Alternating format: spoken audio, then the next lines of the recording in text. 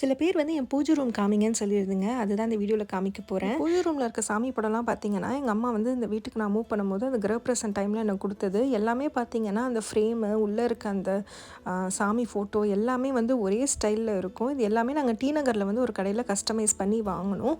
முக்கியமான கடவுளுங்கள மட்டும் நான் அந்த மாதிரி ஃப்ரேம் பண்ணி வச்சிருக்கேன். அதுக்கப்புறம் இந்த கல்யாண டைம்ல குடுத்த அந்த 2 பிள்ளையார், அதுக்கப்புறம் இந்த மாதிரி சின்ன சின்ன கடவுளோட இந்த சிலைங்கள்லாம் வச்சிருக்கேன். இன்னொரு பக்கம் வந்து சாய்பாபா, கிருஷ்ணரும் நான் வந்து வச்சுருக்கேன் சிலையா. இவ்வளோ தாங்க எங்கள் பூஜை ரூம். ரொம்ப சிம்பிளாக தான் இருக்கும். ரொம்ப மினிமலாக தான் நான் வச்சுருக்கேன். ஹால்லேயே பார்த்தீங்கன்னா, ஒரு கபோர்டில் தாங்க நான் அதை வச்சுருக்கேன். ஸோ எங்களுக்கு தனியாக ஒரு பூஜை ரூம்னு இல்லை. ஹாலில் இருக்க அந்த கபோர்ட்லேயே வந்து நான் அதை அப்படியே செட்டப் பண்ணி வச்சுருக்கேன். இன்றைக்கி ஆவணி ஆவட்டம்ன்றதுனால ஒர்க் முடிச்சுட்டு சிம்பிளாக வந்து வெண்பொங்கல் பண்ணி ஃப்ரூட்ஸ்லாம் வச்சு இன்றைக்கி சாமியை வந்து கும்பிட்டாச்சு. பாப்பா பார்த்தீங்கன்னா, சாமி கும்பிட்றதுனா அந்த அம்மாவுக்கு அவ்வளோ இன்ட்ரெஸ்ட்டு. அவ்வளோதாங்க, டின்னர் சாப்பிட்டு இன்றைக்கி டேயை முடிச்சாச்சு. இன்னொரு vlogல பார்க்கலாம். டாட்டா, பை.